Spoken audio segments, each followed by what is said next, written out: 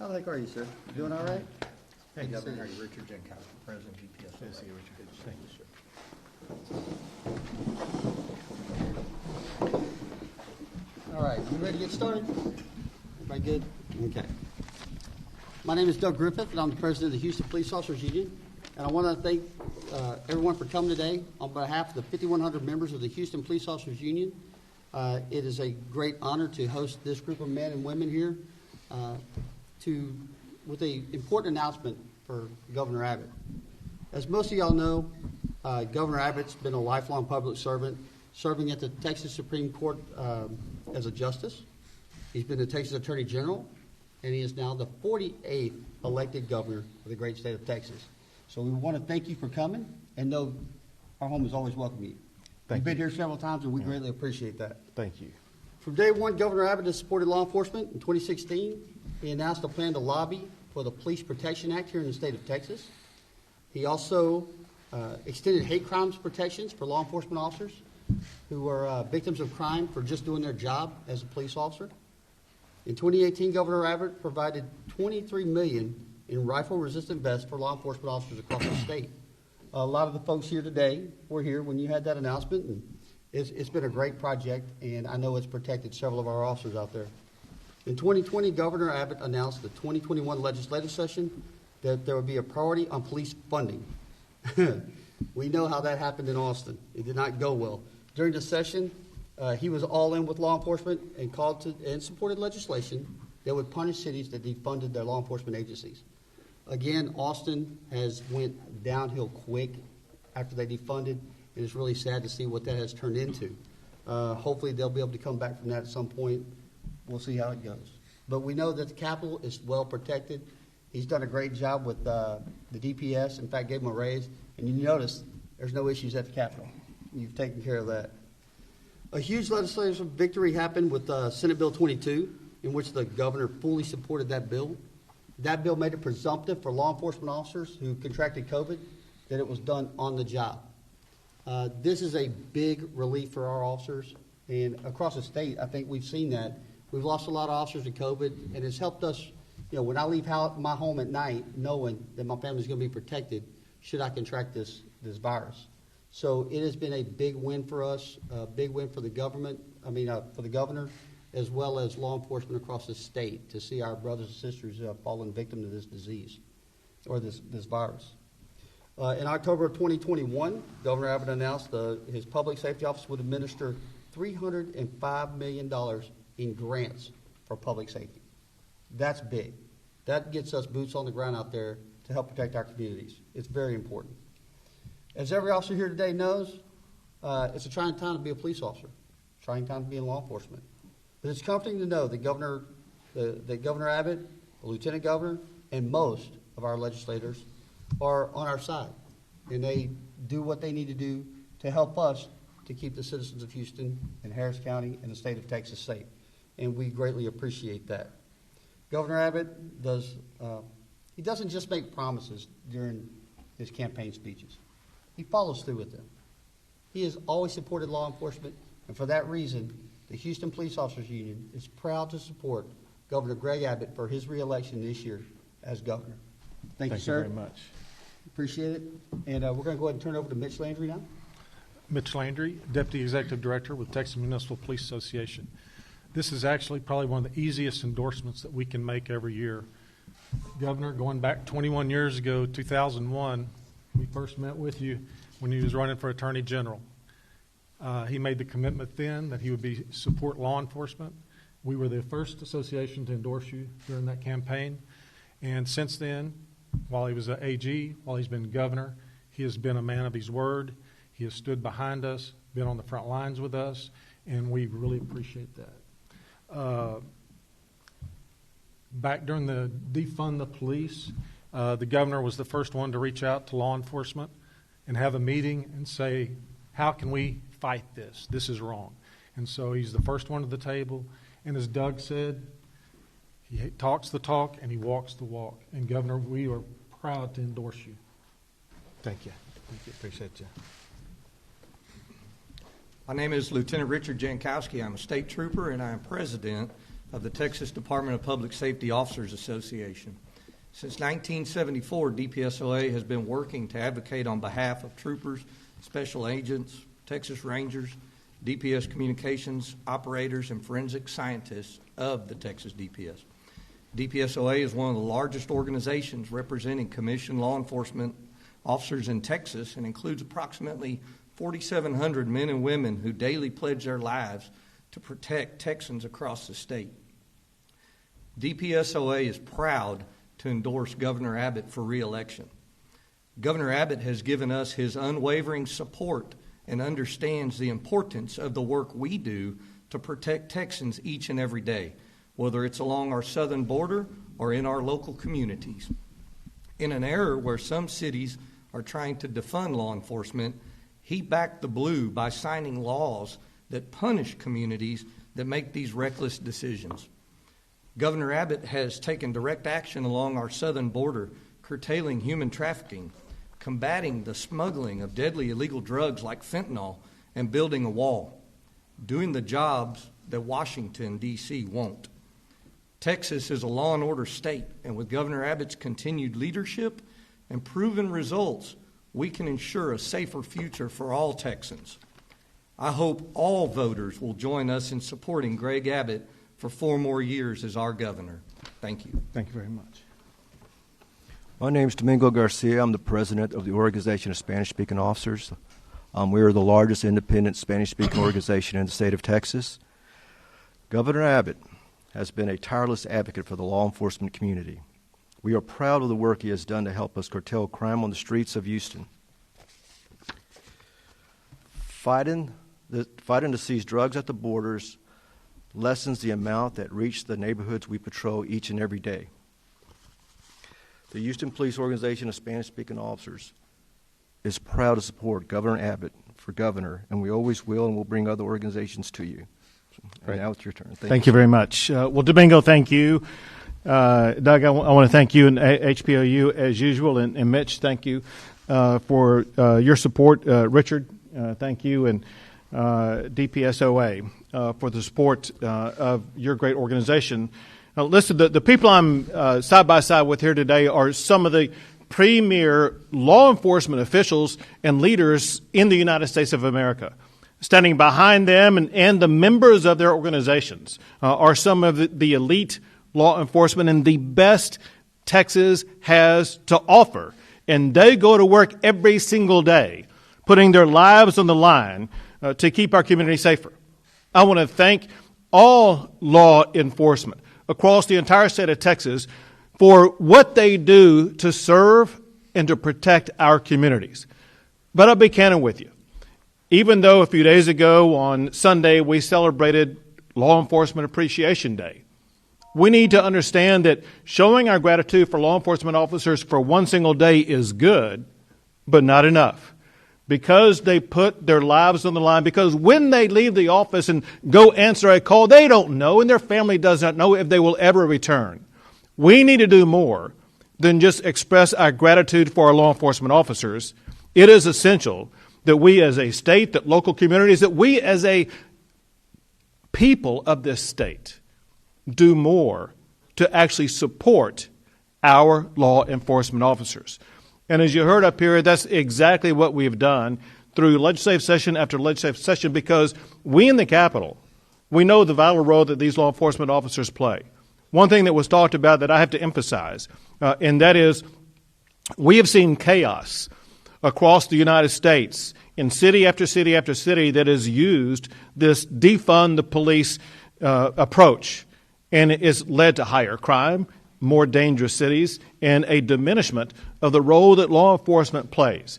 And I promised that I would not allow defund police laws to take place in the state of Texas, and that's exactly why we passed a law that will defund any city that defunds law enforcement.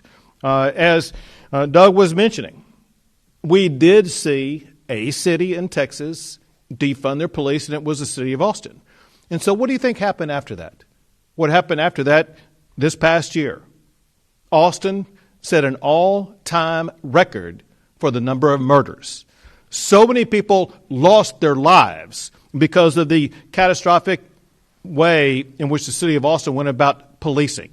That's wrong, and because of it, the city of Austin now, because we passed this law, is having to refund their law enforcement efforts.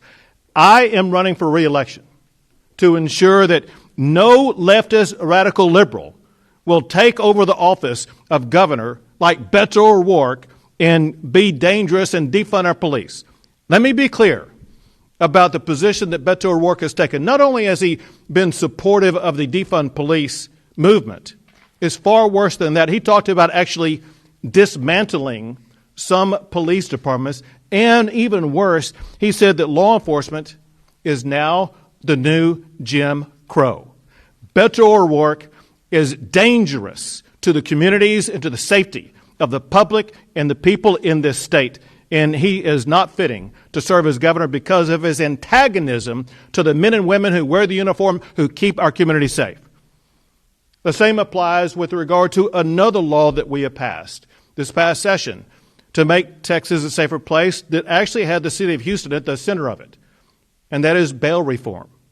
We have seen over the past couple of years more than 100 people in the Harris County area lose their lives because of people who were released on bail, dangerous people who were released on bail.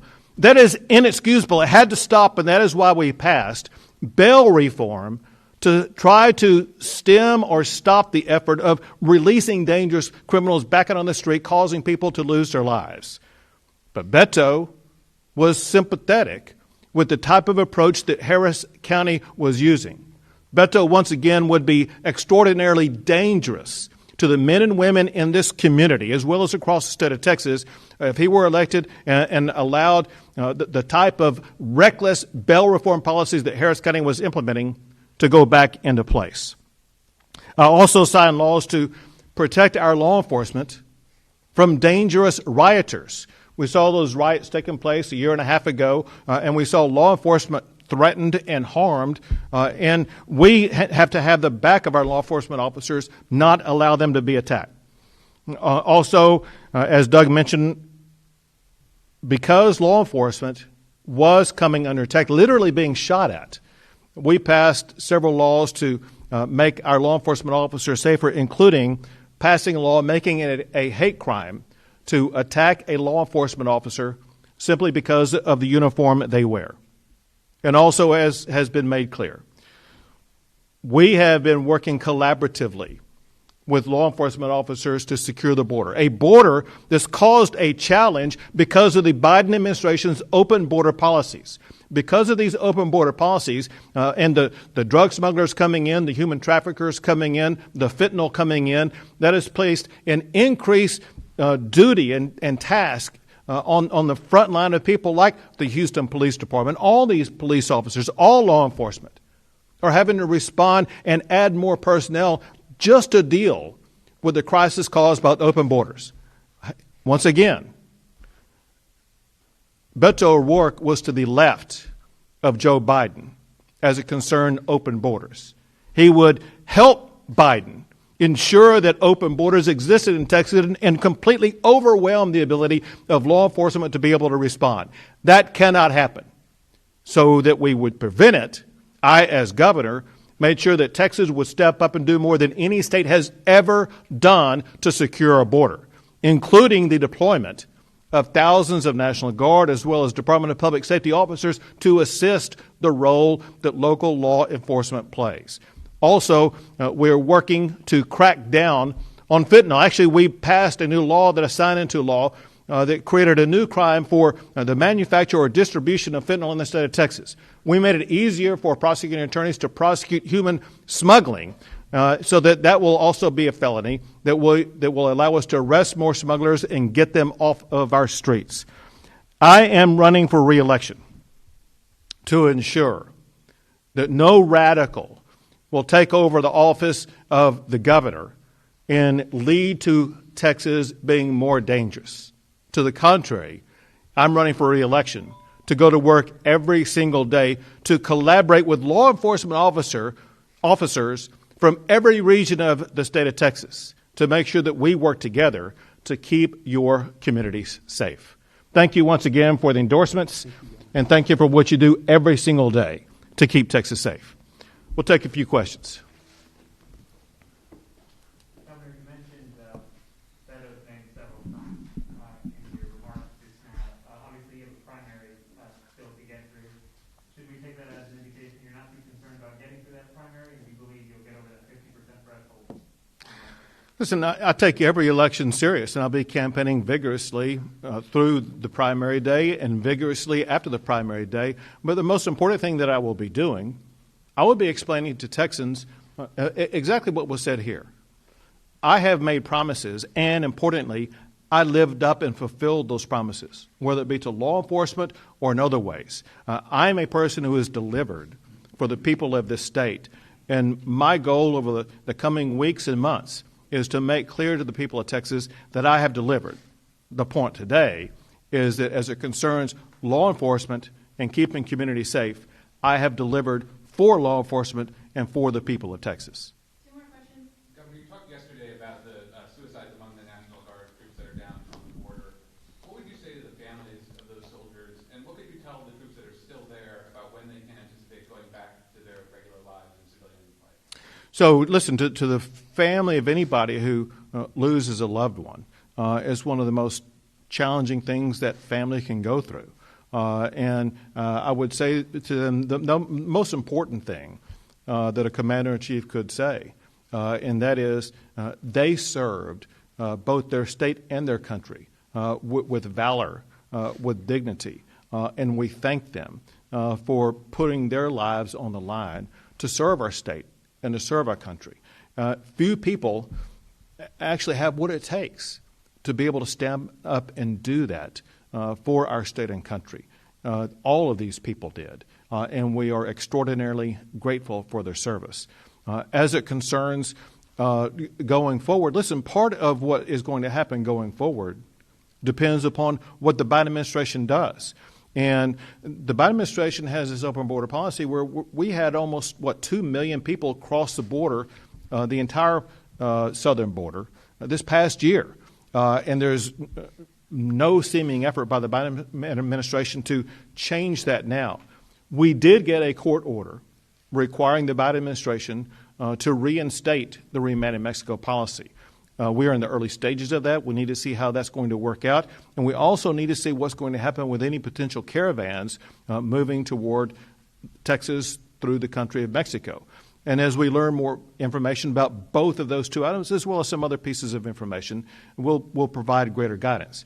That said, the guidance that I have directly given to the National Guard, troops themselves, as I have visited with them on the border, as well as the guidance that I've given to the generals in charge of the operation, and that is they have a fundamental duty, and that is to interdict and deter anybody coming across the border and to assist in the arrest and apprehension of anybody coming across the border illegally.